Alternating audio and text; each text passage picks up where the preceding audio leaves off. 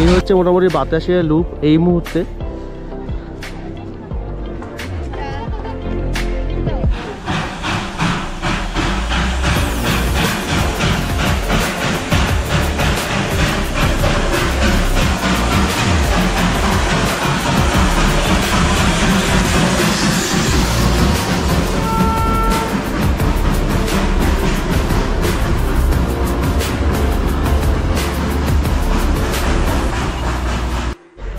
আর আমার পিছনে লেখা দেখতে পাচ্ছ আই লাভ দার্জিলিং, যেখানে ফাঁকা পাওয়াটা হচ্ছে ভাগ্যের ব্যাপার। দার্জিলিং ভ্রমণপিপাসু বাঙালির কাছে এক নস্টালজিক জায়গা, তাই আমিও পৌঁছে গিয়েছিলাম এই দার্জিলিংয়ে। আর এই ভিডিওতে আমি তোমাদের সাথে শেয়ার করব তোমরা কিভাবে দার্জিলিং ট্যুর প্ল্যান করতে পারবে। তাহলে চলো ভিডিওটা শুরু করা যাক। হ্যালো বন্ধুরা, আশা করি সবাই সুস্থ আছে, ভালো আছো। আরও একটা তোমাকে সকলকে স্বাগত জানাই। এই মুহূর্তে দাঁড়িয়ে আছি দার্জিলিংয়ের বাতাসিয়া লুপে।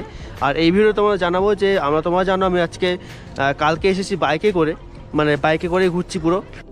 তো 50 টাকা করে টিকিট দিয়ে ঢুকে বললাম এই বাতাসিয়া লুপে। এখানে ঢুকে গেলে কিন্তু মোটামুটি 50 টাকা করে তোমার দিতে হচ্ছে। আর এখানে এই যে ঢুকলাম, আর এখানে কিন্তু ড্রেস আছে। তোমরা যদি মনে করো যে পাহাড়িয়া ড্রেস পরে ছবি তুলবে তো সেটা করতে পারো, 50 টাকা করে নেবে। তো সেটা পরে একবারই তো আসবে, করতে পারো। মোটামুটি বাইক ওখানে রেখে ওখান থেকে এন্ট্রি করলাম 50 টাকা দিয়ে। আর এখানে মোটামুটি বসার জায়গা আছে। এখানে দেখো এই ড্রেস চেঞ্জ করছে, মোটামুটি ড্রেস পরতে পারবে আর কি। আর আই লাভ দার্জিলিং যে লেখা থাকে ওই যে নিচে আই লাভ দার্জিলিং লেখা আছে।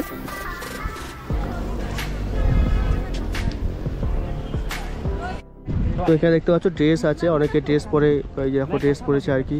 তো এরকম তোমরা পরতে পারো অবশ্যই। এখানে দেখো ড্রেস পরে নিজেরা ফটো তুলছে। তাহলে প্রথমে বলি আমি কিভাবে দার্জিলিং শহরটা ঘুরে দেখেছি। আমি ঘুরে দেখেছি বাইকে আমার এক বন্ধুর সাথে। তোমরাও সেক্ষেত্রে একটা বাইক ভাড়া করে, যদি কাপল থেকে থাকো তাহলে বাইক করে ঘুরতে পারো, বা চাইলে গাড়িও বুক করতে পারো।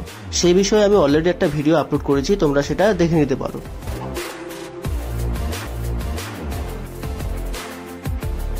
আর এখানে কিন্তু বাইনাকুলার আছে, যদি মনে করো বাইনাকুলার দিয়ে দূরে জিনিস দেখবে তো সেক্ষেত্রে 50 টাকা করে চার্জ লাগছে। ওই দেখো 50 টাকা করে চার্জ, বাইনাকুলার ভিউ।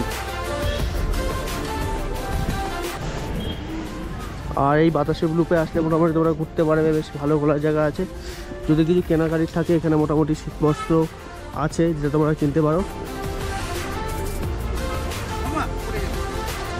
তো এখানে পুরো জায়গাটা জুড়েই আছে। আর এখানে যখন ট্রেন যায় কিন্তু খুব সুন্দর লাগে।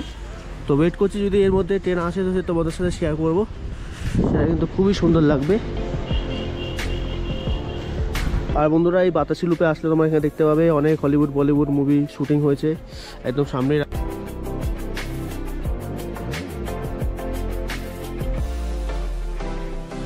তো বন্ধুরা এই বাতাসি লুপটা তৈরি করা হয়েছিল এই গোর্খা যারা রেজিমেন্টে ছিলেন তাদের স্মৃতিরক্ষার উদ্দেশ্যে। তো এখানে দেখতে পাচ্ছ সব নাম দেওয়া রয়েছে, যারা যে রেজিমেন্টে ছিলেন সেগুলো লেখা রয়েছে। তোমরা তোমাদের সারাদিনের ঘোরা ট্যুর প্ল্যানটা শুরু করতে পারো টাইগার হিলে সানরাইজ দেখা থেকে। সানরাইজ দেখার পর তোমরা ঘুম বনেস্টে চলে আসতে পারো, সেখান থেকে চলে আসতে পারো বাতাসিয়া লুপে। আর যদি সারাদিনের জন্য গাড়ি বুক করো তাহলে তো অনেকই ভালো। সেক্ষেত্রে তোমরা সারা দার্জিলিং শহরটাই বিভিন্ন ট্যুর পয়েন্টগুলো ঘুরে নিতে পারবে খুবই সহজে।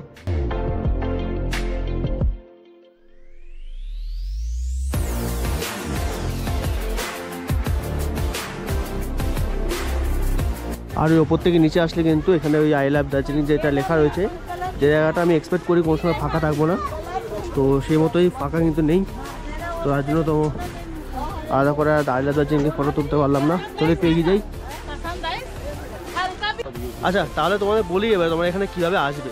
সবথেকে ভালো হচ্ছে দার্জিলিংয়ে তোমরা যদি 3 পয়েন্ট ঘোরো, যেটা হচ্ছে টাইগার হিল, বাতাসিয়া লুপ আর ঘুম বনেস্টে, তিনটে নিয়ে তোমাদের মোটামুটি শেয়ার ট্যাক্সি করে আসলে আমার মতো সিঙ্গেলে তাহলে 300 টাকা করে হয়ে যাচ্ছে। আর যদি তোমরা 4-5 জন করে আসো তাহলে কিন্তু সেক্ষেত্রে মোটামুটি গাড়ি বুক করলে ওই 2,500 থেকে 3,000 টাকার মতো খরচা পড়বে। সেটা তোমরা এই 3টে পয়েন্ট ঘুরিয়ে দেবে। আমি বলবো সারাদিনের জন্য গাড়ি বুক করো, তাহলে কী হবে দার্জিলিংয়ে আশেপাশে আরও প্রায় 10-12টা স্পট রয়েছে। এদিক ওদিন টি গার্ডেন আছে, আরও মনেস্ট্রি আছে। তো সেগুলো তোমরা একেবারে আসবে যখন একেবারে সেগুলো ঘুরে নিতে পারো। আর এই মুহূর্তে এটা হচ্ছে বাতাসিয়া লুপ। তো শুধু এখানে আসার জন্য আমি বলবো না, কেননা তোমরা একেবারে ঘুরে এখানে আসো, ভালো লাগবে। আর আমার পিছনে লেখা দেখতে পাচ্ছ আই লাভ দার্জিলিং, যেখানে ফাঁকা পাওয়াটা হচ্ছে ভাগ্যের ব্যাপার, মানে ভগবানকে পাওয়ার মতো। ফাঁকা কোনো সময় তোমরা পাবে না, তবে চেষ্টা করবে লেগে থাকলে কিন্তু মানে ভগবান দেখতে পাওয়া যায়। তোমরা এখানে আসলে কিন্তু লেগে থাকবে, তোমরা ফটো তুলতে পারবে। আর তোমাদের ওখানে যেমন দেখালাম যে ড্রেস ওখানেও পরে তোমরা ছবি তুলতে পারো, এখানে এসেও ছবি তুলতে পারো, সেমভাবে কিন্তু এখানেও দেখো ড্রেস ফ্রেস আছে, তোমরা চাইলে এখানে এসেও ছবি তুলতে পারবে।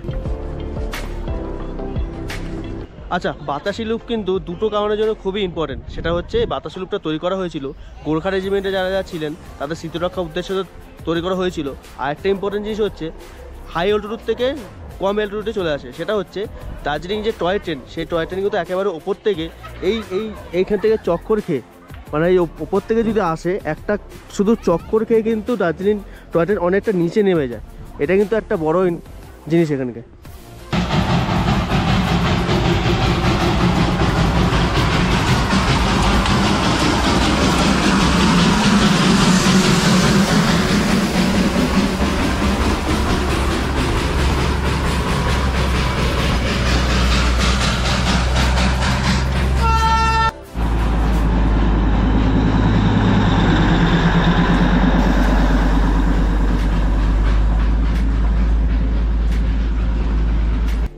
দার্জিলিংয়ের এই ঐতিহ্যবাহী টয় ট্রেন দেখার মাধ্যমেই আমার শেষ হলো একদিনের দার্জিলিং যাত্রা।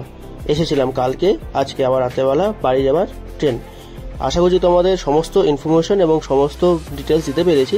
তাছাড়া তোমরা এখনও যারা আমার চ্যানেল সাবস্ক্রাইব করোনি, আমার ইউটিউব চ্যানেল ওয়ান্ডারলাস্ট অর্ণব আর Facebook page Wanderlust Arnab subscribe follow করতে ভুলো না। দেখা হচ্ছে খুব তাড়াতাড়ি নেক্সট ভিডিওতে। ততক্ষণ সুস্থ থেকো, ভালো থেকো, টাটা।